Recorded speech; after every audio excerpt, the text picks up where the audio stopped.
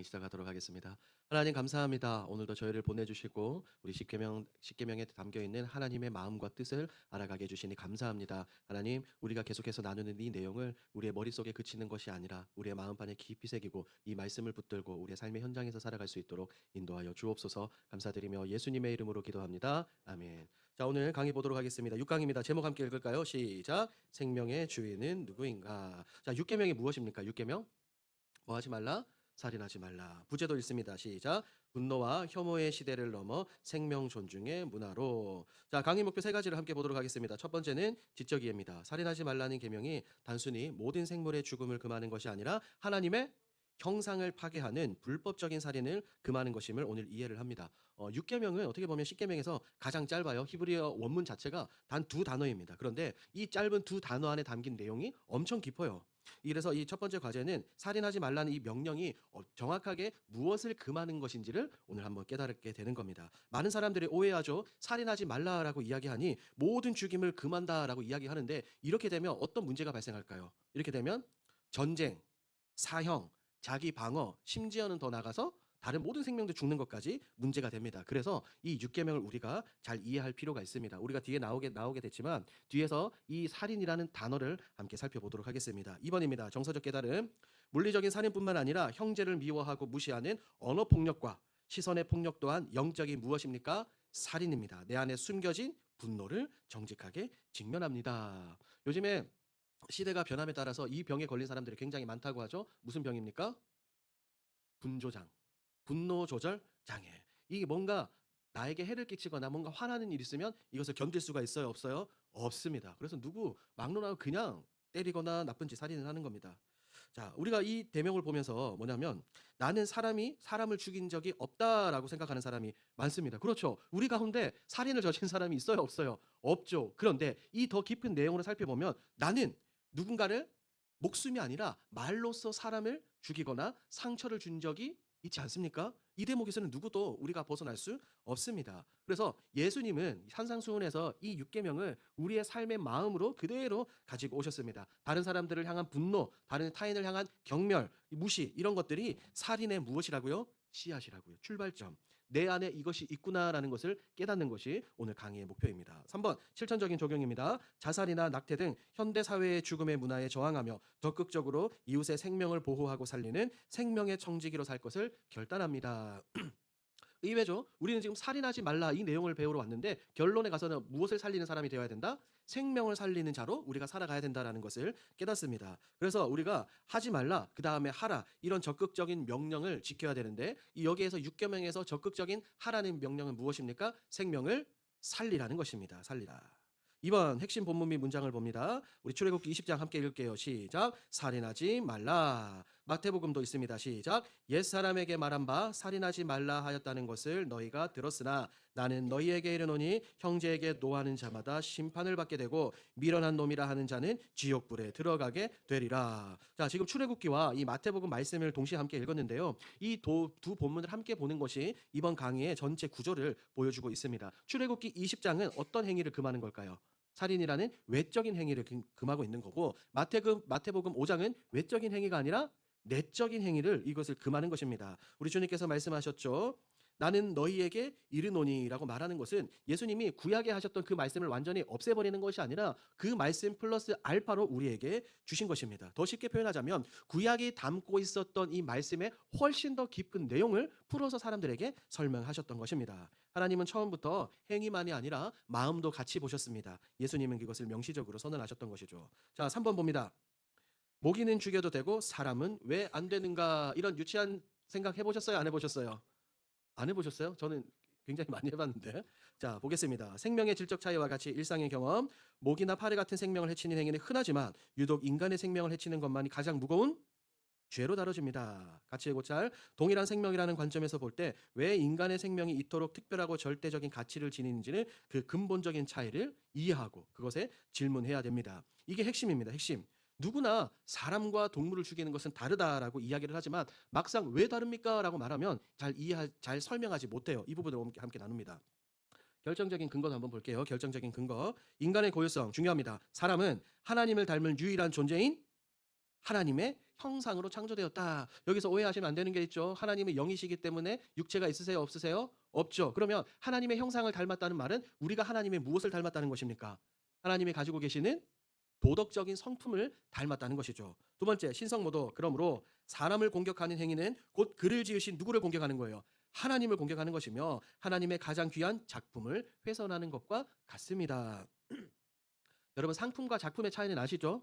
예를 들어서 지금 누구나 가지고 있는 핸드폰, 스마트폰 봅시다. 올해도 갤럭시 S26이 나왔잖아요. 해마다 나와요. 이런 것들은. 그런데 작품은 그 나름대로 고유의 가치가 있죠. 예를 들어서 김홍도의 씨름 이런 것들. 미켈란젤로나 혹은 뭐 레오나르도 다빈치나 피카소 이런 작품들 있잖아요. 오래된 작품들. 이런 작품들은 유일무이하죠. 하나밖에 없는 거잖아요. 그런데 바로 하나님이 만드신 우리가 상품이라는 겁니까? 작품이라는 겁니까? 작품이에요. 상품은 계속해서 변하지만 작품은 변하지 않는다. 하나님이 우리를 그렇게 만들어 주셨습니다. 이 내용이 어디에 나옵니까? 창세기 1장에 나오죠. 창세기 1장 26절, 27절 말씀을 보면 이렇게 나옵니다. 하나님이 이르시되 우리의 형상을 따라 우리의 모양대로 우리가 사람을 만들고 누구의 모양을 따라? 하나님의 형상입니다. 인간 생명의 절대적인 존엄성의 근거입니다. 이것이 성경에 나와 있어요. 이것은 어떤 사람이 한 말이 아니라 창조주 하나님께서 직접 선언하신 내용입니다. 그런데 보십시오. 사람에게만 이 선언이 들어가 있지 나머지 동물들에게 이 선언이 들어가 있어요? 없어요? 없습니다. 그래서 사람의 생명은 질적으로 동물과는 같다 다르다? 다르다는 겁니다. 그래서 누군가를 공격하는 것은 그 사람만을 해치는 것이 아닙니다. 그 사람 안에 새겨져 있는 누구의 형상? 하나님의 형상을 훼손하게 되는 겁니다. 그러니 사람을 죽인다는 것은 곧 누구를 공격하는 것과 같다? 하나님을 공격하는 것과 같다. 그래서 단순한 범죄를 넘어 신성모독에 들어가게 되는 겁니다. 한번 6계명의 신앙적 본질을 볼까요? 주권의 인정입니다. 제6계명은 단순히 사람의 목숨을 보존하라는 도덕적인 윤리를 넘어 생명의 주인이 되시는 누구의 주권? 하나님의 주권을 온전히 인정하라는 신앙의 명령입니다. 그래서 그것이 바로 신앙 고백입니다. 타인의 생명을 존중하는 것은 곧 그 생명을 부여하신 하나님의 권위를 존중하는 것입니다. 자, 놀랍죠? 우리가 지금까지 이 6번째 계명을 받아들일 때는 이것은 단순히 살인하지 말라는 어떻게 보면 윤리적이고 도덕적인 율법으로만 계명으로만 생각했는데 이것은 윤리와 도덕적인 계명이 아니라 어떤 계명이라고요? 신앙의 계명이라고. 신앙. 살인하지 말라는 것은 단순히 나쁜 짓 하지 말라가 아닙니다. 생명의 주권이 누구에게 있다는 것을 깨닫고 인정하라는 거예요. 하나님. 타인의 생명을 내 손으로 빼앗는 것은 그 사람의 생명을 누가 결정하는 거예요? 내가 결정하는 겁니다. 그러니 그 생명의 원래 주인인 하나님께 달려 있는데 내가 취하고 내가 죽이니 이것이 하나님께 절대적인 반역이 되는 거죠. 하나님의 자리를 빼앗는 것입니다. 반대로 타인의 생명을 존중하는 것은 이 생명의 주인이 하나님이다라는 것을 인정하는 고백입니다. 그러니 우리 강의 듣기 전에는 그냥 단순히 살인하지 말라였는데 이제는 점차 들어가면서 누구를 존중하게 되는 거예요? 하나님을 존중하는 신앙 고백의 문제를 우리가 점점 깊이 나아가고 있는 겁니다. 4번 핵심 키워드를 봅니다. 첫 번째 단어가 무엇입니까? 라차흐입니다. 이것은 단어는 히브리어에는 죽이다라는 단어가 여러 개 있지만 십계명은 유독 라차흐라는 단어를 사용합니다. 금지의 범위, 이 단어는 국가 간의 전쟁에서의 사살이나 정당한 사법적 사형 집행을 금지하는 것이 맞아요, 아니에요? 아닙니다. 이건 강의 안에 나와 있어요. 본질적인 의미는 개인적인 원한이나 이기심으로 무고한 생명을 해치는 살인을 특정하며 금지하는 것입니다. 이해되십니까, 여러분? 지금 이 성경에 기록된 이 십계명에 기록된 라차흐라는 단어는 전쟁이나 사형, 정당한 죽임을 의미하는 것이 아니라 무고한 생명을 어떻게 하는 거요? 해치는 것을 금하는 것입니다. 자, 2번 라가를 한번 볼까요? 라가 바보와 얼간이라는 의미죠. 예수님께서 해석하셨습니다. 예수님은 산상수훈에서 살인의 범위를 외적인 행위에서 내면의 동기로 넓히셨습니다. 인격 살인을 보면 형제에게 뭐라고요? 라가라고 욕하며 상대의 존재 가치를 무시하는 행위 또한 살인한 자와 같다라고 말씀하셨죠. 언어의 파괴력을 보면 상대방을 멸시하는 무엇 한마디가 말 한마디가 그 사람의 영혼을 죽일 수 있는 칼이 될 수 있다는 것을 우리는 경계해야 됩니다. 자, 라가라는 단어가 무엇이냐면 당시 아람어에서 온 말로 극도의 경멸을 담고 있는 단어입니다. 이게 단순히 바보, 멍충이, 얼간이 정도가 아니라 극도의 무엇을 담고 있다고요? 경멸. 상대의 존재 가치를 굉장히 무가치한 것으로 완전히 깔아 뭉개면서 마치 뭐라고 표현해야 될까요? 가장 하찮은 존재, 가장 벌레 같은 존재로 여기는 단어가 바로 이것입니다. 그래서 예수님이 이 단어를 콕 집어서 사람들에게 말씀하셨어요. 보십시오. 칼은 사람을 죽이는 칼로 사람을 죽이는 것은 몸을 해치는 것입니다. 그렇죠? 하지만 우리의 입 밖으로 나오는 이 나가 상대방을 무시하고 경멸하는 말은 그 사람의 영혼을, 그 사람의 정체성을, 그 사람의 존재 가치를 어떻게 하는 겁니까? 무너뜨리는 겁니다. 어떤 면에서 본다면 육체적으로 해하는 것보다 훨씬 더 깊은 영혼의 상처를 남길 수 있다는 겁니다. 보세요. 몸의 상처는 치료될 수 있어요, 없어요? 치료될 수 있습니다. 그런데 말로 들은 이 영혼의 상처는 치료됩니까? 안 됩니까? 잘 안 됩니다. 우리 스스로 한번 생각해 볼까요? 혹시 여러분들이 어릴 때 동네에서 어른들에게 들었던 이런 것들 아직 기억나는 게 있어요, 없어요? 있으실 건데요.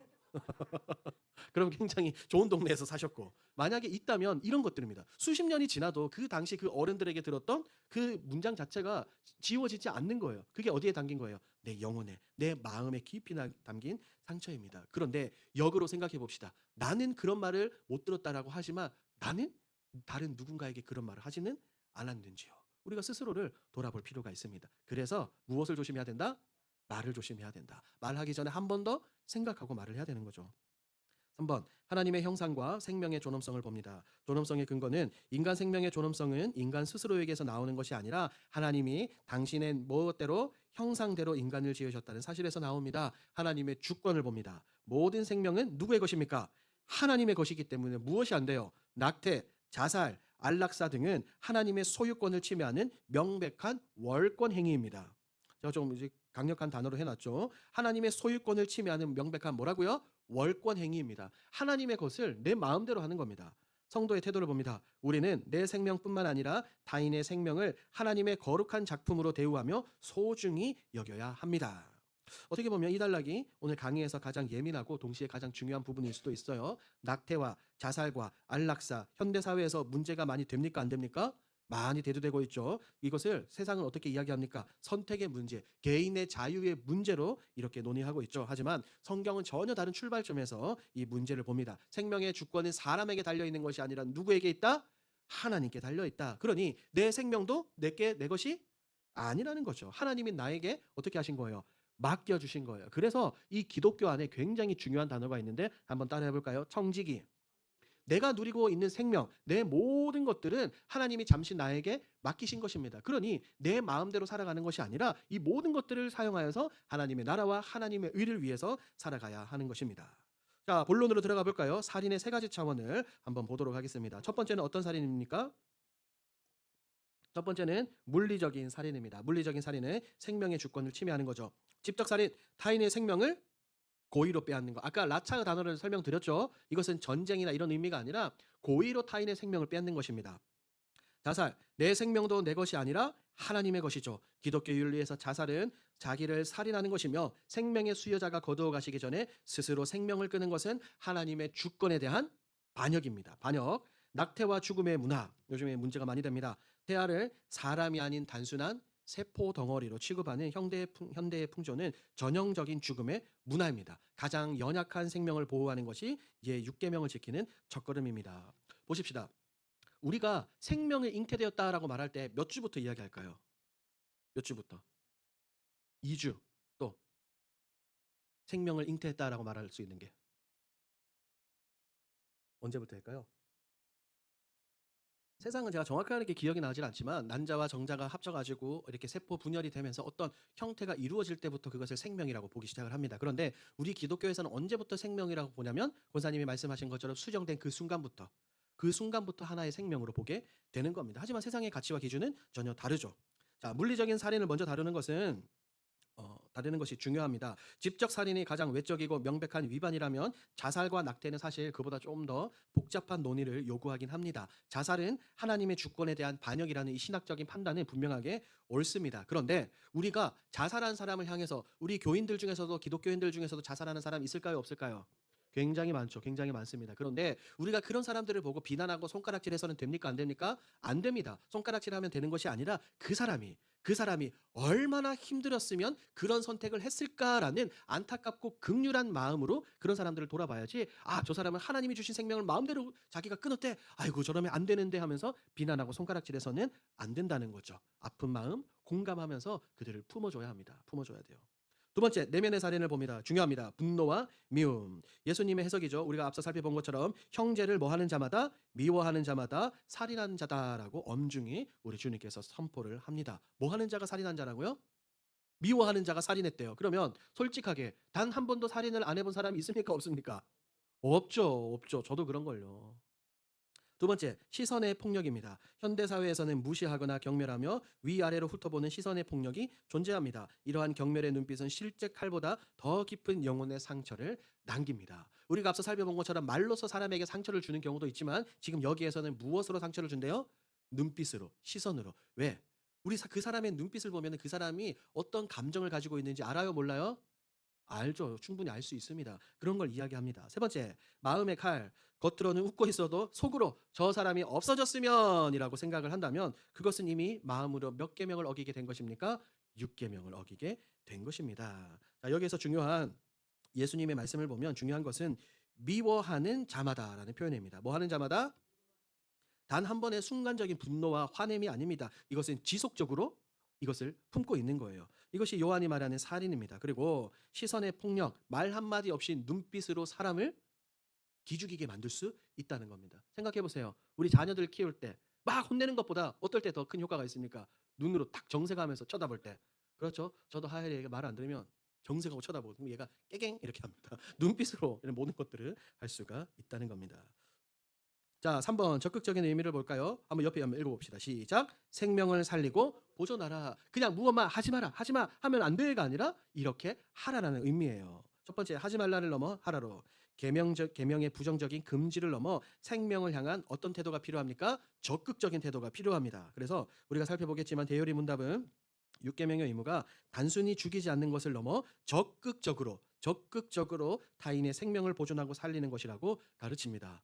세 번째, 생명의 청지기죠. 아까 제가 청지기 개념 말씀을 드렸죠. 성도는 죽음의 문화가 가득한 세상 속에서 생명을 귀하게 여기고 보살피는 생명의 수호자로 우리가 살아가야 합니다. 생명을 살리라, 적극적으로 살리라라고 성경이 말하고 있고 웨스트민스터 대유리 문답도 우리에게 말하고 있는데 이것을 조금 더 세부적으로 한번 살펴보도록 하겠습니다. 자, 대유리 문답 봅니다. 134문. 제가 질문을 읽습니다. 제6계명은 무엇인가? 시작. 제6계명은 모든 신중하고 합법적인 노력을 기울이는 것입니다. 내면으로는 부당한 분노와 증오, 복수심을 버리고 온유함과 사랑의 마음을 품으며 외적으로는 적절한 식사와 수면, 노동과 휴식을 통해 건강을 성실히 돌보는 것입니다. 위험에 처한 자를 구출하고 고통받는 자를 도우며 화평한 말과 태도로 이웃의 허물을 기꺼이 용서하고 인내함으로써 생명의 풍성함을 지켜나가는 것입니다. 실제로 저희 교단 헌법책을 보면 이 거기 앞에 소유리 문답 나오고 대유리 문답이 나와요. 거기서 발췌했는데 답변은 굉장히 간단한데 이것을 제가 조금 더 쉽게 자세하게 풀어서 이렇게 올려놓은 거거든요. 자, 지금 대유리 문답에서 말하는 것은 무엇입니까? 모든 신중하고 합법적인 노력을 기울이는 것이 중요하다라고 우리에게 말하고 있죠. 생명을 보존하는 일이 이렇게 중요하다는 것입니다. 어떤 방법으로? 합법적인 방법으로 신중하게 해야 됩니다. 135문이 더 재밌습니다. 135문. 제6계명에서 요구된 의무들은 무엇입니까? 시작. 제6계명 살인하지 말라는 단순히 목숨을 빼앗지 않는 것을 넘어 생명을 적극적으로 보호하고 가꾸라는 사랑의 명령입니다. 먼저 우리 마음속의 미움과 분노를 버리고 온유함과 사랑을 채워야 합니다. 또한 우리 몸은 소중한 선물이기에 적절한 음식과 수면, 안식을 통해 스스로를 성실히 돌보는 것도 중요한 의무입니다. 나아가 위험에 처한 이웃을 구조하고 따뜻한 말로 허물을 덮어주며 고통받는 자를 돕는 생명의 보호자로 살아갈 때 이 계명은 비로소 완성됩니다. 자, 135문의 답을 찬찬히 한번 보십시오. 재미있게도 충분한 무엇? 수면, 적절한 음식, 안식을 통한 자기 관리가 중요하다고 지금 6계명에서 말하고 있죠. 단순히 생명만을 의미하는 게 말하고 있는 것이 아닙니다. 현대를 살아가는 이 시대를 살아가는 우리에게 굉장히 중요한 현실적인 적용이죠. 요즘에는 어떻습니까? 요즘에 좀 많이 달랐어요. 그런데 저희 아버지 때나 이렇게 옛 어른 때 전쟁 이후에 어땠습니까? 모든 이제 남성이든 여성이든 일을 할 때 어떻게 일을 했어요? 편안히 놀면서 일했습니까? 아니죠. 죽기 살기로 나를 돌아보지 않고 그렇죠. 나를 돌아보지 않고 가정을 돌보지 않으면서 이렇게 일을 했습니다. 근데 사실은 그렇게 하면 된다고요? 안 된다고요? 안 된다고. 왜? 내 하나님이 주신 이 생명, 이 건강을 해치는 것도 하나님께 순종하면서 이것을 조심을 해야 한다는 것입니다. 밤새워 일하고 헌신하는 이것이 어떻게 보면 열정이라고 말할 수는 있겠지만 내 건강을 주신 하나님께 어떻게 보면 하나님의 마음을 아프게 하는 것일 수도 있다는 겁니다. 자, 밑에 표를 봅니다. 구분. 생명의 존엄성은 시작. 하나님의 형상으로 지음받은 나 자신과 모든 이웃의 생명입니다. 내 생명만 중요한 것이 아니라 다른 사람도 중요하죠. 생명 살림의 실천 시작. 생명 보존을 위한 신중한 노력, 절제된 생활, 온유함과 사랑, 위험에 처한 자를 구조함. 여기서 공감되는 것이 무엇입니까? 무엇입니까? 절제된 생활. 절제가 잘 안 되네요, 절제가. 그렇죠. 수면도 잘 해야 되고 식사도 좀 절제를 하면서 건강을 지켜야 되는데 잘 안 됩니다. 3번 세 번째 생명 파괴의 경계 시작. 직접적 살인 및 부당한 분노와 증오, 복수심, 생명을 해치는 무절제나 과로, 이웃을 향한 비난과 다툼. 아까 어떤 단어라고요? 단어. 라 라차흐라는 단어입니다. 나중에 강의에 다시 한번 보십시오. 자, 네 번째, 생명 후원자의 삶 시작. 생명의 방관자가 아닌 생명의 후원자로서 서로의 생명을 풍성하게 보존하고 꽃 피우는 삶이 우리 가운데 필요합니다. 밑에 참고 문제가 있습니다. 대열의 문답은 제6계명을 통해 생명의 주권이 하나님께 있음을 보여줍니다. 성도는 자신과 이웃의 생명을 보존하기 위해 모든 노력을 다하며 미움 대신 사랑의 마음으로 서로를 돌봄으로써 생명의 풍성함을 누리는 거룩한 삶을 살아야 한다는 것을 가르쳐 줍니다. 자, 보십시오. 지금까지 우리가 이 서론부터 본론까지 달려왔는데 우리가 기존에 생각하던 이 6계명 살인하지 말라 이 단순한 계명에서 점점 어떻게 되고 있는 거예요? 점점 더 깊이 그리고 다른 사람들을 향해서 이 내용들이 가고 있는 것 여러분들 이해하시죠? 그냥 단순히 죽이지 말라가 아니라 다른 사람들의 생명을 뭐하고 보존하고 지키고 살리라는 것이 이 6계명의 참된 의미라는 겁니다. 자, 그렇다면 오해와 진실 한번 볼까요? 우리의 오해. 나는 사람을 죽인 적이 없으니 이 계명을 잘 지켰다라고 착각하는 사람들이 굉장히 많습니다. 하지만 성경은 이렇게 말하죠. 시작. 아닙니다. 예수님은 분노, 욕설, 무시도 살인이라고 하셨습니다. 칼로만 사람을 죽이는 것이 아니라 혀로 사람의 인격을 난도질하는 것도 명백한 살인입니다. 자, 여기에서 말하는 나는 사람을 죽인 적이 없으니 이 계명은 잘 지켰다라는 것이 뭐냐면 스스로에게 주는 면죄부예요. 면죄부. 그러니까 나는 이런 적이 없다라는 겁니다. 그런데 예수님은 산상수훈에서 이런 사람들, 이 논리를 완전히 깨부셨죠. 칼로만 사람을 죽이는 것이 아니라 무엇으로도 혀로도 말로도 죽일 수 있다는 겁니다. 누군가의 말 한마디는 그 사람의 인생을 완전히 무너뜨리는 것입니다. 언어살인입니다. 언어살인. 한번 생각해 볼까요? 오늘 여러분들은 처음 만나거나 혹은 내 가족 사랑하는 사람들에게 어떤 말을 하고 이 자리에 오셨습니까? 어떤 말을 하고? 아무 말도 안 하고 오셨어요. 뭐 그러실 수도 있죠. 한번 우리가 한번 생각해 봅시다. 그런데 내가 하는 그 말들이 사람을 살리는 말인가 죽이는 말인가 곰곰이 한번 생각해 보십시오. 우리의 오해 두 번째. 내 몸인데 내 마음대로 하면 안 됩니까? 시작. 내 몸은 내 것이 아니라 하나님의 성전입니다. 건강을 해치는 습관으로 수명을 단축시키거나 스스로 생명을 끊는 것은 하나님의 소유권을 침해하는 죄입니다. 자, 내 몸은 누구 거라고요? 내 것이다. 내 몸은 내 것이다라고 말하는 것이 오늘을 살아가는 현대의 가장 강력한 문화 중에 하나입니다. 그래서 스스로 결정하는 거예요. 안락사든 그러니까 자기 결정권이라고 말하죠. 내가 내 몸을 내 마음대로 하는데 무슨 의미야? 누가 간섭할 수 있어라고 이야기를 하는 겁니다. 하지만 성경은 이 전체 자체를 완전히 뒤흔들죠. 고린도전서 6장을 보면 이렇게 나와 있어요. 너희 몸은 너희가 하나님께로부터 받은 바 너희 가운데 계신 성령의 전인 줄을 알지 못하느냐. 너희는 너희 자신의 것이 아니라 값으로 산 것이 되었으니. 우리 몸은 누구 거라는 거예요? 하나님 거라는 겁니다. 우리 주님께서 피값 주고 사셨기 때문에 이 몸은 내 것이 아니라 하나님의 것입니다. 그런데 그 이 육체를 예를 들어서 뭐 술로, 담배 연기로, 무절제한 음식으로, 그리고 극심한 스트레스, 과로로 소진시키는 것은 이 주인이신 하나님의 재산에 함부로 뭐 하는 겁니까? 손대는 거일 수도 있어요. 손대는 거. 자, 세 번째. 전쟁이나 사형 집행도 살인 계명을 어기는 것입니까? 시작. 개혁주의 신학은 공권력에 의한 정당한 사형 집행이나 방어 전쟁은 라차의에 해당하지 않는다고 봅니다. 이는 악을 징별하고 더 많은 생명을 보호하기 위한 하나님의 공의 집행입니다. 자, 보십시오. 그러니까 이 단어가 중요한 거예요. 여기에서 6계명에서 말하는 살인하지 말라를 그냥 모든 생명체로 본다면 모든 생명으로 본다면 이 문제가 대두되는 것입니다. 하지만 우리가 살펴본 것처럼 이 라차흐라는 단어 그리고 아까 강의에는 제가 기록해 놓았어요. 또 다른 단어들이 있는데 이런 것들은 괜찮다는 겁니다. 그러니까 전쟁이 마음이 너무 아프죠. 그렇죠. 하지만 전쟁은 가능합니까? 안 가능합니까? 가능한 거예요. 왜? 이스라엘 백성들도 적과 꿀이 흐르는 이 땅을 하나님께서 말씀하신 땅을 차지하기 위해서 전쟁을 했어요, 안 했어요? 했습니다. 사람을 죽이기도 하고 사람의 뭐 인대를 자르기도 하고 이런 내용들이 성경에 나옵니다. 그래서 우리가 이런 부분에서 오해하지 않기 위해서는 이 계명을 제대로 이해해야 한다는 겁니다. 한다는 거예요. 자, 삶 속에서의 적용을 봅니다. 생명의 문화를 만드는 사람들. 재밌습니다. 언어 생활 점검, 살리는 말인가 죽이는 말인가, 분노의 통제, 화가 너무 납니다. 그럴 때 상대를 비하하거나 무시하는 말, 너 같은 게 뭘 알아? 너 바보 아니야? 이런 말을 무엇으로 내뱉지 않는다? 습관적으로 내뱉지는 않는지 점검해 봐야 합니다. 예를 들어서 이거예요. 우리의 자녀손들에게. 으이구 너는 진짜 누굴 닮아 가지고 그런 거야. 누구를 닮았어요? 나를 닮았죠. 저도 하엘한테 막 그런 말 하거든요. "어우 진짜 너" 아유 더 이상 말을 못 하겠습니다. 이런 말 하면 된다고요, 안 된다고요? 안 되죠. 그 말을 듣는 사람은 상처받습니다. 적극적인 실천, 누군가의 길을 꺾는 말이 아니라 상대방의 마음을 북돋아주고 영혼을 살리는 말을 선택하는 것이 육계명을 적극적으로 지키는 말입니다. 상대를 무시하고 깔아 뭉개는 것이 아니라 상대를 높여주는 것이 필요하다는 거죠. 야고보서 3장에 이렇게 나와 있어요. 혀는 곧 불이요 불의의 세계라 하는 혀는 우리 지체 중에서 온 몸을 더럽히고. 야고보는 지금 혀의 파괴력을 무엇에 비유하는 겁니까? 불에 비유하고 있죠. 불이 한번 타기 시작하면 어떻게 돼요? 걷잡을 수 없이 엄청나게 큰 불로 번지잖아요. 그런데 말도 그렇다는 거예요. 화가 나서 순간적으로 내뱉은 말 한마디가 관계 전체를 무너뜨린다는 겁니다. 반대가 있어요. 그런데 또 반대로는 지혜의 말씀이 기록된 잠언 말씀을 보면 이렇게 나와 있어요. 죽고 사는 것이 혀의 힘에 달렸나니. 혀는 사람을 죽이기도 하지만 혀는 사람을 뭐 하기도 합니까? 살리기도 합니다. 우리가 이런 사람이 되어야 되는 거예요. 우리가 사람을 죽이는 말이 아니라 사람을 살리는 말. 사람의 길을 복돋아 주고 치열어가게 하는 이런 말이 되어야 한다는 겁니다. 2번 건강 관리입니다. 이것까지 나올 줄 모르셨죠? 몸의 주권, 우리 몸은 자신의 것이 아니라 하나님이 거하시는 보다 성전이며 우리는 그 몸을 맡은 청지기입니다. 이 청지기 개념을 잘 이해하셔야 돼요. 자기 학대 금지, 과로나 수면 부족, 폭식, 폭식,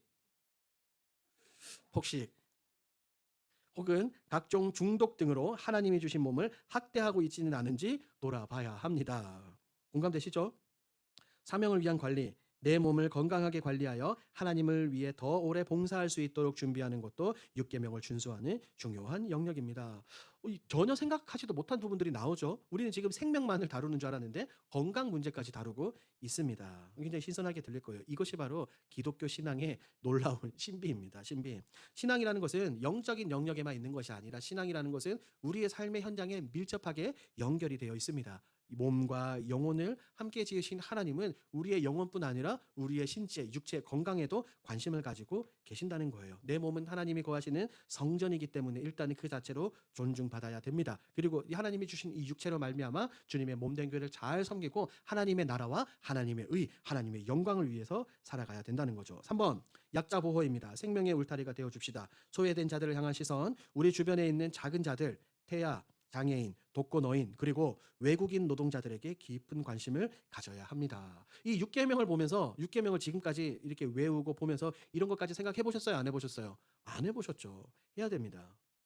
생존권 수호, 그들의 생존권을 위협하는 사회적 요소들의 목소리를 내고 실질적인 도움의 손길을 내미는 것이 바로 생명을 사랑하는 성도의 본분입니다. 보십시오. 지금까지는 살인이라는 우리의 시야가 이렇게 폭이 좁았다면 이제는 어떻게 된 거예요? 훨씬 더 넓어졌습니다. 훨씬 더 넓어졌어요. 그냥 한 사람의 생명만 의미하는 것이 아니라 건강도 포함하고 몸이 불편한 사람들 그리고 외국인 노동자들까지 다 포함하는 이렇게 확장되는 말씀입니다. 자, 여기서 나오는 이런 부분들 태아, 장애인, 독거노인, 외국인 노동자 이런 사람들을 공통점이 무엇입니까? 스스로를 지킬 힘이 부족하다는 겁니다. 성경은 일관되게 말하죠. 약자를 향한 하나님의 마음을 보여줍니다. 약자를 향한. 그래서 말하잖아요. 과부와 고아를 뭐 하라? 과부와 고아를 돌보라. 이런 의미입니다. 4번 나눔 질문을 한번 보도록 하겠습니다. 1번 시작. 최근에 누군가에게 심한 모욕감을 느끼게 하거나 욱하는 마음에 쏟아낸 말로 상처를 준 적은 없습니까? 한번 생각해 보십시오. 있습니까? 없습니까? 이것은 그냥 여러분들을 정죄하기 위해 넣어놓은 질문이 아니라 인식하기 위해서 놓았습니다. 우리는 사실 대부분 내가 자신이 한 말이 얼마나 타인에게 깊은 상처를 남기는지 알아요? 몰라요? 모르죠. 막 쏘아붙이고 나서 나는 잊었어요. 그런데 그것을 받은 사람은 수년이 지나도 기억합니다. 기억합니다. 그래서 개인적인 것이지만 저는 그런 사람 싫어합니다. 별로. 뒤끝이 없는 사람. 뒤끝이 없다고 앞에서 그냥 막 쏘아대놓고 나는 끝이야. 나는 받았는데 상처 이거 어떡할 거야? 그렇죠. 우리는 그래서는 된다 안 된다? 안 된다. 절대 안 됩니다. 2번 시작. 뉴스에서 자살이나 낙태 혹은 끔찍한 사고 소식을 접할 때 무감각하게 지나치지는 않습니까? 생명을 경시하는 죽음의 문화에 내가 물들어 있지는 않은지 돌아봅시다. 뉴스에서 쏟아지는 이런 죽음의 소식들 우리가 이런 것들을 보면서 좀 안타깝고 긍휼히 여겨야 됩니다. 왜? 현 시대는 이런 사실들에 이런 뉴스들에 어떻게 되는 거예요? 점점 무뎌지는 겁니다. 그렇구나. 그렇구나. 그렇구나라고 무뎌지는 겁니다. 이게 바로 죽음의 문화가 우리 안에 조금씩 조금씩 침투하는 겁니다. 처음에는 와, 아니 어떻게 저럴 수 있어라고 충격을 받다가 이거 계속 터지니까 이제는 익숙해지는 거예요. 나중에는 그래 그런 일이 있었구나라고 무감각해지는 겁니다. 그 무감각함이 굉장히 무서운 거죠. 3번 시작. 이번 주에 내가 말이나 행동으로 길을 살려주고 생기를 불어넣어 주어야 할 대상은 누구입니까? 자, 이 딱 질문을 읽었을 때 여러분들 머릿속에 떠오르는 사람이 있을 수도 있겠죠. 뭐 내 사랑하는 가족 혹은 내 자녀 손들, 우리 사랑하는 교회 성도들, 우리 순원들이 될 수도 있겠죠. 이 모든 사람들에게 이렇게 길을 복돋아 주는 그런 말을 한번 해 보십시오. 왜? 그런 말들은 사람을 죽이는 것이 아니라 사람을 뭐 한다? 살린다. 누군가의 말 한마디가 나의 작은 이 말 한마디가 그 사람을 살릴 수도 있지 않겠습니까? 자, 숙제를 봅니다. 암송 너무 길어요. 외우시지는 못하지만 한번 읽습니다. 시작. 옛사람에게 말한 바 살인하지 말라. 누구든지 살인하면 들었으나 나는 너희에게 이르노니 형제에게 노하는 자마다 심판을 받게 되고 형제를 대하여 나가라 하는 자는 공회에 잡혀가게 되고 미련한 놈이라 하는 자는 지옥불에 들어가게 되리라. 자, 우리가 기억해야 될 것은 말로써 형제를 무시하고 뭐라고? 라가라고 하는 자. 라가 어떤 의미라고 말씀드렸죠? 상대방을 완전히 밑바닥으로 벌레만도 못할 정도로 무시하는 것입니다. 이번 점검을 봅니다. 축복의 언어 노트를 기록하기 시작. 이번 한 주간 가족이나 동료에게 비난이나 짜증 대신 칭찬, 격려, 감사의 말을 건네고 그 반응을 기록해 오기. 자, 단순해 보이는 것 같지만 실천하기가 쉬워요, 어려워요? 어렵습니다. 예를 들어서 뭐 내 이제 남편이나 아내에게 이런 말을 하는 겁니다. 여보 반찬이 왜 이리 맛있어? 막 이렇게 미쳤나? 갑자기 왜 이러노? 그럴 수도 있잖아요. 왜냐면 왜 이런 반응이 나오냐면 그동안 안 해서 그래요. 그동안 그런 표현들을 좀 잘 하십시오. 그리고 우리 자녀손들에게도 전화해 가지고 우리 지난주에 어버이날 전화 많이 받으셨잖아요. 그쵸? 자녀손들에게 전화해서 "누구누구야. 어디 공부는 잘하고 있니? 힘내. 내가 기도하고 있다."라고 이렇게 이야기를 해 주는 겁니다. 이게 자연스럽게 나와야 돼요. 이게 또 어쩌다가 가뭄에 콩 나듯이 하면은 자녀들이 손을 할머니 무슨 일이야 갑자기. 왜 이래?" 이렇게 나올 수도 있으니까 어색하지 않도록 잘 하시기 바랍니다. 아시겠죠? 자, 마지막 기도입니다. 다 같이 시작. 생명의 주인이신 하나님, 저는 물리적인 살인은 하지 않았지만 마음으로 미워하고 입술로 형제들의 인격을 죽이는 살인을 수없이 저질렀습니다. 제 안의 분노와 혐오를 십자가의 보혈로 씻어주시고 이제는 사람을 살리고 세우는 생명의 도구로 저를 사용하여 주옵소서. 자, 이 기도문이 어떻게 보면 이번 6강의 모든 내용을 압축해 담아 놓았는데 어떻게 공감이 되십니까? 공감이 되시죠? 사람의 생명은 너무나도 중요하다. 그 사람은 누구의 형상이다? 하나님의 형상이다. 보십시오. 하나님의 형상을 닮았다는 것은 우리 그리스도인들에게만 적용되는 것이 아닙니다. 교회를 다니지 않는 하나님을 부정하는 저 사람들 동일하게 하나님의 형상입니다. 같은 눈으로 같은 마음으로 긍휼을 품고 바라봐야 되는 것입니다. 이 강의들을 모두 기억하시고 사람을 죽이는 것이 아니라 영혼을 살리는 사람을 살리는 저와 여러분들이 되길 주님의 이름으로 축복합니다. 아멘. 기도하겠습니다. 하나님 감사합니다. 오늘 이 6강 강의를 통하여 너무나도 귀한 깨달음을 주시니 감사합니다. 하나님, 먼저는 내게 귀한 생명을 허락하신 하나님께 감사를 올려드립니다. 그리고 우리에게 생명을 허락하신 그 하나님을 바라보며 타인을 무시하고 욕하고 경멸하는 것이 아니라 저 사람도 하나님의 사람이라는 것을 기억하며 나보다 낮게 여기고 그 사람을 높여줄 수 있도록 주님 인도하여 주시옵소서. 감사드리며 예수님의 이름으로 기도합니다. 아멘. 감사합니다.